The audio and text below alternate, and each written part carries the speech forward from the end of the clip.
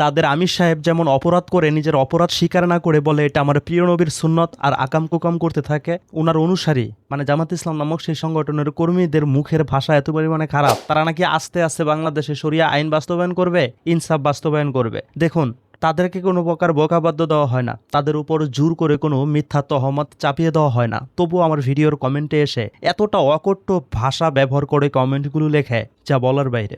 আচ্ছা, যাদের মুখের ভাষা ঠিক নেই, যাদের লেখালেখি ঠিক নেই, তাদের মাধ্যমে কখনো কোনো দিন কি আল্লাহর এই জমিনে ইসলাম বাস্তবায়ন করা সম্ভব?